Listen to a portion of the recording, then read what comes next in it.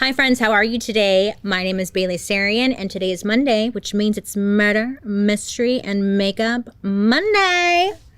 Okay, if you're new here, hi, my name is Bailey Sarian and on Mondays I sit down and I talk about a true crime story that's been heavy on my noggin and I do my makeup at the same time. If you're interested in true crime and you like makeup, I would say subscribe because I'm here for you on Mondays. I love to watch scary movies. Hi. And, especially during Halloween. And look, most of the time, they don't really get to me, but every once in a while, I'm like, ooh, scared. And then suddenly, I'm hearing weird noises and checking my neighborhood app for crime reports. And I'm realizing that this isn't an issue that magically goes away after spooky season ends. So I started looking for some home security systems. And that's when I found Simply Safe, because there's no safe like Simply Safe. Simply Safe is a comprehensive security system for the whole home with advanced sensors and cameras to detect threats from fires, floods, break-ins, and more. The holidays are almost here, which means there's going to be a lot of travel. And I don't want to be traveling somewhere, worrying about whether my house is secure or not. I want to enjoy spending time away eating pie. And I want the same thing for you. And that's why I'm so excited to partner with one of my favorite sponsors, Simply Safe. And it's perfect timing too, because right now, Simply Safe is offering its steepest discounts of the year for my listeners. They're offering a full 60% off a new security system. Now, I love Simply Safe because they're not like most security systems. Traditional alarms are only triggered after someone breaks in, But with Simply Safe Active Guard, crime can be stopped before it happens. With a Simply Safe Active Guard monitoring plan, monitoring agents react in real time to suspicious individuals approaching your home. They can see and speak to them, trigger alarms and spotlights, or even request urgent police dispatch, all before a break-in happens. No other home security system offers this kind of active protection both inside and outside the home. Plus, Simply Safe offers advanced AI technology. Their technology helps identify familiar faces and alerts agents to threats. So this means trusted visitors like your family, neighbors, friends, whatever, dog walker won't trigger false alarms. Simply Safe requires no long-term contracts, earning your trust by keeping you safe every day. Monitoring plans are affordable, starting at around $1 a day with no hidden fees. Simply Safe has been named Best Home Security System of 2024 by U.S. News & World Report and has been recognized for top customer service by Newsweek and USA Today. Save 60% on your Simply Safe security system when you sign up for a professional monitoring plan and get your first month free. Visit simplysafe.com/Bailey to customize yours. There's no safe like Simply Safe. Now let's get into today's episode. But listen, today I had an idea. Ding! I was like, hey, what if I did a reverse murder mystery makeup where I start with my makeup and then I do my skincare routine and take everything off?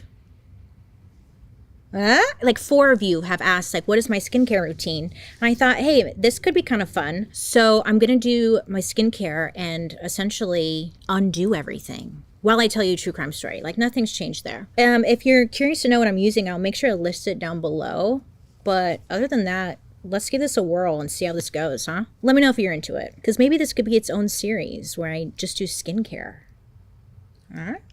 Okay, so today's story, listen, we delve into one of the strangest, most twisted stories of the 20th century. A tale that begins on a quiet farm, winds through secret lovers, and ends with a murder that will leave you questioning the very essence of love, loyalty, and obsession. This is my first time doing this, so bear with me. So, our story begins over 100 years ago with a girl named Valbuga Korshel. Though most would come to know her, they would call her Dolly, okay? And thank God, because Valbuga was it's a hard one for me. So she goes by Dolly. She's born in Germany in 1880. And Dolly's family soon left for the promise of America, you know, the idea of America, where they settled on like a modest farm in the rural Midwest. So little Dolly grew up on a quiet farm where she learned early on that life in the country could be unforgiving, isolated, and lonely. And perhaps in isolation, Dolly began dreaming of a different life. And you know, when I was reading this, you know what it reminded me of? Did you see the movie Pearl? You see Pearl? It was giving Pearl. Where Pearl's like, Mama always told me I'm going to be a real big star. You know? Did you see Pearl? Okay, that's what it was giving me. In her early 20s, Dolly left the farm and found what she thought was an escape. A man named Fred Osterich. Fred was a wealthy, respected businessman, and he was also like the owner of a successful apron factory in Milwaukee, Wisconsin. So the two meet, they fell in love, they got married. On the surface, it seemed like Dolly had found her perfect match. He was wealthy, he was well connected. He was kind of charming, I hear. It was like he wasn't that charming, he was like kind of charming. But life inside the Osterich home was a different story. Mr. Fred, he loved drinking whiskey, which made him pretty gruff and unpredictable. And also, I guess it left Dolly like sexually unsatisfied. I mean, she had her own desires. So there were rumors going around town that hinted that Dolly kept like a line of lovers to escape the unhappiness that she felt within the home. I'm not judging, but rumor had it she had like a lot of lovers. Good for her, but you know, she's married. So, but in 1913, Dolly's life took a fateful turn. So it was a quiet day in 1913. Dolly, home alone, asked Fred on the phone to send over one of his men to fix her sewing machine. It was broken and she needed some help with the repairs, you know? You know when you get the oil in your eye? Yeah, that happened. So that someone was Otto Sanhuber. And he was said to be a very like shy, lanky 17-year-old with a soft-spoken demeanor and downcast eyes. Now, to most, Otto would be unremarkable, hardly noticeable. But Dolly saw him differently. When Otto arrived, he didn't just find a broken sewing machine. No, I think she would have done this for anyone who was going to show up. It just happened to be Otto, you know? But when she answered the door, she was wearing nothing but a silk robe and stockings. She's like, hello. So yeah, imagine, young man, 17, face to face with like a wealthy woman in such a state. She's like, hello. Are you here to fix my sewing machine? It's over here. I could show you where it's at. Dolly and Otto, they began an affair that grew more intense with like every passing week. At first, they were like meeting in hotels away from the small town prying eyes. But soon their meetings just moved straight into the Osterich home while Fred was away. Like they just were over it. They were over trying to be sneaky.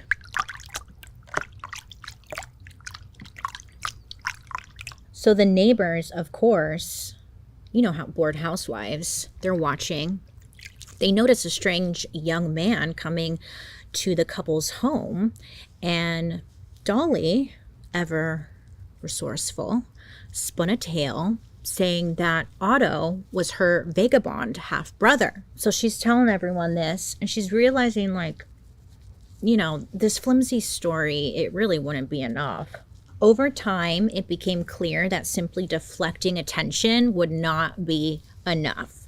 So Dolly decided to start a new plan, an odd plan. She had Otto move into the attic and live in there. This was her plan, so they could be together. Yes, oh yes, you heard that right. Otto, the quiet 17-year-old lover, agreed to move into the Osterich's attic. Now, there were some rules in place. Otto agreed to abandon all human contact except for having sex with Dolly. This is a real story. He agreed to this. It's not funny. It's just like, okay. And I was like, well, wouldn't people miss him? No, he didn't have any family. I guess he didn't really have any friends or anything. So, like, he personally didn't mind, according to him. I mean, looking back, he's a child. He's only 17. So, you know, not great. I'm going to cleanse one more time for safe measure. Now, the attic, it wasn't like a guest room or like a proper living space. It was an attic. It was cramped. It was musty. There was just enough room for like a cot, a dim light, and a stack of books that Dolly brought him from the library. It was said that he especially loved reading nautical adventure books. Fun fact. So during the day, he would come down into Dolly's house. He would clean. He was like their housekeeper. Sometimes he would distill gin. And then, of course, he would engage in sexual relations with Dolly. So Otter later claimed that he loved Dolly as a boy loves his mother. Yeah. But, like, the relationship was far from motherly. I mean, they were having sex. Are you having sex with your mom? I hope not. By 1918, he became pretty much like a ghost in the attic. He was hidden from Fred, lurking above, without Fred having any idea. When I was reading this story, I was like, is this true? Is this real? This, what? Yes. Yes. Now, it was said that Fred did notice, like, some strange things happening within the home. There would be times when, like, he would hear footsteps when he's home alone. He's like, what is that, you know? He also noticed that his cigars were mysteriously vanishing. Once, he thought he saw a man's face in the window. And he's thinking to himself, like, am I going crazy? Am I drinking too much? Okay, I think we're officially clean. So he thought he was going crazy. He had no idea that his wife's lover was living literally just above him. So in 1918, Fred's work took the family west to Los Angeles. So Dolly's like, that's fine. I don't mind going to Los Angeles, but there's one condition. This new house, wherever we live, has to have an attic. Fred didn't like question it. He's like, oh, okay, yeah, sure. Like an attic. Sure. For your stuff or whatever. So he agreed, you know, and they found the place. They found a home on what was 858 North Andrews Boulevard in Silver Lake, Los Angeles. And fun fact, the house still stands today. It's now like 858 North Lafayette Park Place. The street name changed at some point, but the house is still there. So I looked it up on Zillow. And I was like, ooh, I wonder if they knew what happened in this house. So they move. And guess who came along? Otto. Bizarre. So Otto, I guess, was sent ahead of everybody else. So he goes to Los Angeles and he already moves into the attic by the time that the Ostericks had moved into the house. So he's already all like settled. So by this point, Otto was not just Dolly's lover, but also the housekeeper. And now he was considered, he would even say this later, he was considered like Dolly's sex slave. I know. I was like, what? This poor guy. But Otto also thought of himself as Dolly's protector, literally watching over her from the attic, willing to do anything to like keep her safe. This stuff smells like my grandma's. So after moving to Los Angeles, the marriage between Dolly and Fred seemed to just go to shit, okay? Look, well, it was already bad, but I guess it got worse. Like, Fred began drinking more and more, and then they would get into arguments all the time. And it was said that sometimes the arguments would become violent. On October 15th, we had a murder mystery and makeup live digital premiere. What an experience. We talked about the Klein Axe attacks, and I mean, I did it all live. It was so fun engaging with you guys. Like, it was so fun. There were tons of like incredible comments and questions, and I hope to do it again. I just cannot thank you all enough. It was so much fun, and it's all thanks to you, my audience. The story itself was crazy. I already wasn't a big fan of camping or biking, but now, just really solidified that. But here's the thing, maybe you didn't get a chance to attend. Maybe you forgot to get tickets, or you were busy, or I don't know, you got life going on. That's okay. I got you. From now until November 12th, you can still buy a ticket and experience the entire event from start to finish as if you were there with us. If this sounds like something you want to do, head on over to moment.co/MMM to buy tickets to the replay of the big event. This is the last chance to see what Murder Mystery Makeup Live was all about, limited edition. And if you're thinking, hey, why would I buy a ticket to a live event that is no longer live? I think that's a great question. This episode of Murder Mystery and Makeup lives only on Moment by Patreon. It will not be on YouTube after November 12th. This story, all the makeup tips I gave, the chit chat, poof, gone forever. So come see how a brand new story was created from the foundation up and experience some special surprises along the way. Come experience Murder Mystery Makeup Live, a digital premiere while you still can. You can get your tickets to the 28-day replay over at moment.co/MMM. That's moment.co/MMM. Now let's get into today's episode of Murder, Mystery, and Makeup.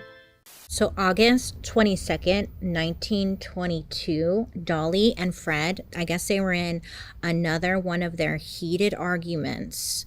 And this fight was fierce. Their voices were rising in anger, filling the air.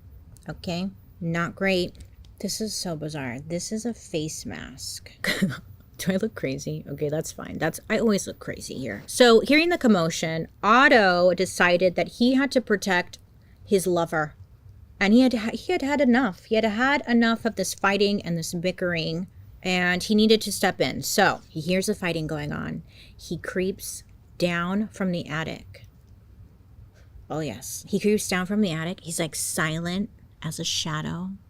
And with him, he was carrying 2 .25 caliber pistols. Now, without a word, Otto aimed and fired 3 shots into Fred's chest. So the sound of gunfire shattered the house's silence, and Fred fell dead before he hit the floor. Dead. So I guess allegedly, we don't know, I wasn't there, but allegedly Otto quickly told Dolly to get into the closet and locked her in the closet. And he was going to stage the scene. Then he climbed back up to the attic, guns still in hand. So when the police arrived, they found Dolly locked in the closet and Fred dead on the floor. So police, they suspected a robbery was the motive because Fred's gold watch, a very expensive gold watch, was missing. It was taken by Otto, but it was missing. And Dolly was locked in the closet, which couldn't have been locked from the inside. So they're oh, someone came in, stole some jewelry, whatever, and then locked her in there, shot him dead, whatever. Police end up arresting this guy named James Casey, who was found with a .25 caliber weapon, which was missing 4 rounds, the number of shots fired in the home. I'm not sure how they connected him to it, but they thought it was this guy for a while. Then they realized it wasn't this guy. Police also suspected a disgruntled employee, thinking that Fred's employee must have just hated him or something and, killed him. The police went as far as tapping his phone to see if he would confess or something, but that was proven unsuccessful. Police didn't check the attic because why would they, So Dolly took her next steps carefully. She disposed of the murder weapons with the help of a new lover. Oh, yes.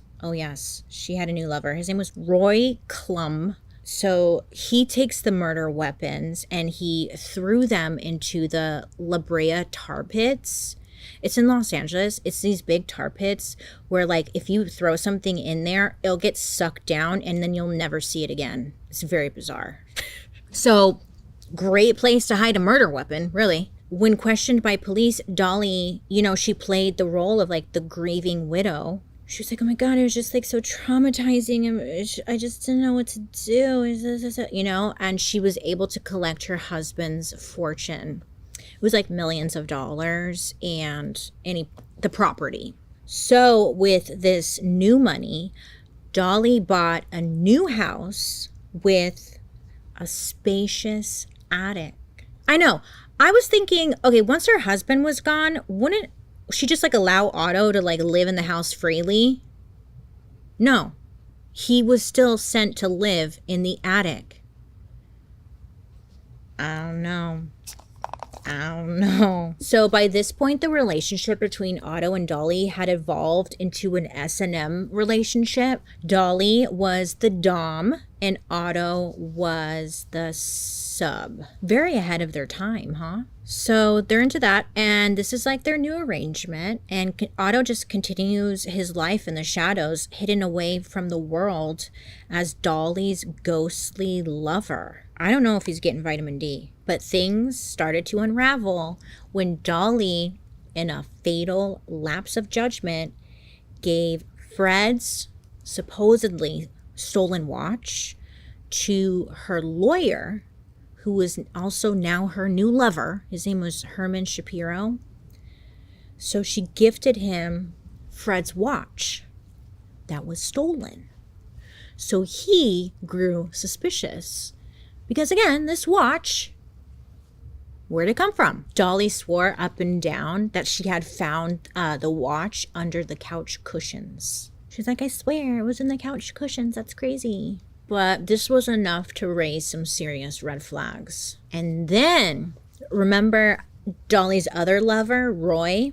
So Roy came forward to the police about him disposing the guns in the tar pit. I guess Dolly tried to end things with Roy, and, she was like ready to move on with her lawyer. And this made him very upset. So he went straight to the police and told them what he knew. I know, Dolly must have had some like beer flavored nipples, right? These men just were loving her. So police, they end up going out to the tar pits, and they were actually able to get the weapons out, but they were way too deteriorated to positively tell if they were the ones that had fired the bullets. But Dolly's story was beginning to crack. The police, they had found out about the watch, and they felt that they had enough evidence to arrest her. Now, mind you, at this point, they didn't even know about the guy in the attic. So as time is going on and the case is unfolding, they learned about Otto living in her attic. They learned about him because while she was incarcerated, she's in prison, So while she's incarcerated, she asked her lawyer to bring food to her vagabond half-brother to the house. And that's when her lawyer, Shapiro, he found out about Otto living in the freaking attic, years in the attic. And at the time, he revealed himself as Dolly's longtime lover and self-described sex slave. So the lawyer's like, what the F am I involved in right now? So in 1930, Otto, he confessed to the murder, but claimed that he was under Dolly's control. Fair. The press was having a field day, and they described Otto as living in the attic in his cave-like home, calling him the Batman. It kind of makes sense, though. So the trial concluded with Otto being found guilty of manslaughter, but he was released 9 days later due to the statute of limitations. The statute of limitations at this time when this story happened was not what it is today. So he was out really quick, okay? So he gets released. Otto, he finds a new wife. Her name's Matilda Klein, and he ended up like marrying her right after leaving Dolly. And honestly, like, I kind of think like, okay, he did kill someone, but that was fucked up, the whole situation, right? So, I kind of don't, I don't know. I don't think he really should have been in prison that long. I don't know. But Dolly, she had faced her own trial in August of 1930. Now, to be fair, They didn't really know what they were charging her with because they didn't have anything linking her to the crime. Nothing. They had nothing. Besides Otto's words of like, she made me do it. And that was about it. But Dolly, she stood on the witness stand. She was tearful. She was expressing regret. And then in the end, after 3 days of deliberations, the jury was deadlocked. The prosecution tried to get a retrial, but after much back and forth, the judge dismissed the charge on the grounds of insufficient evidence, and Dolly was set free. Her charges were officially dropped in 1936. So, fucked up. Following the trials, Dolly and Otto, they went their separate ways for good. Dolly ended up marrying another man. His name was like Ray Hedrick, so she became Dolly Hedrick. And Ray Hedrick was 15 years younger than Dolly and just 1 year older than Otto. So she had a thing for just like young men. Dolly ended up passing away in 1961 at the age of 80, completely scot-free. She got to keep her Fred's money and everything. And she had a little sex slave. Later on, Otto, he ended up changing his name to Walter Klein because everyone knew him. Like, it was all over the media, and he was labeled the Batman. So he changed his name to like get away from that. He ended up passing away in 1948 at the age of 60 and is actually buried in Hollywood. Ah, yes.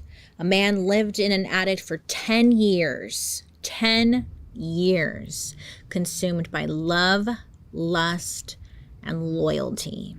A wife manipulated those around her, all to escape her empty marriage. A husband died, unaware that the secret of his death had been hidden in his own home for 10 years. Like, what? In the end, maybe Dolly's only true love was the power she held over those who like thought they knew her.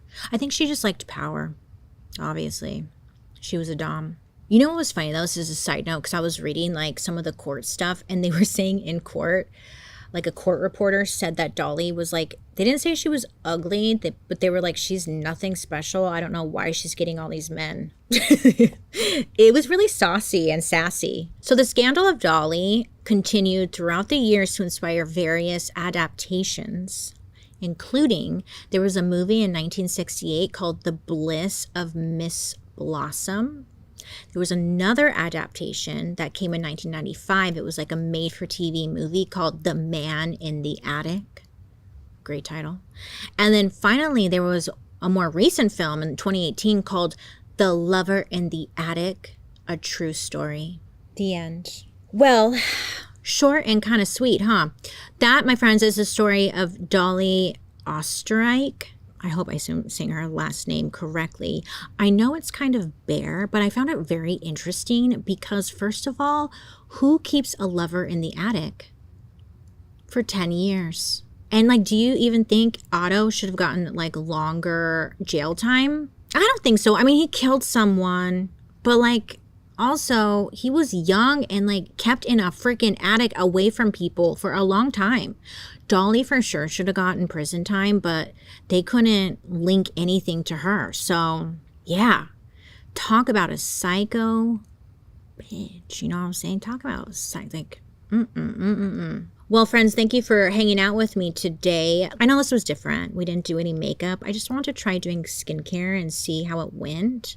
Let me know. Maybe we can start like another little series where I do the skincare. Still keeping my murder mystery makeup, but maybe we do one where it's like skincare focused. I wouldn't be opposed to that. Let me know down below in the comment section. But other than that, thank you for watching. And you can join me next time where we're going to talk about another effed up story, huh? That's what I do here. Great. I hope you have a good rest of your day. You make good choices. Do your skincare because we're getting old, okay? And I'll be seeing you guys later. Goodbye.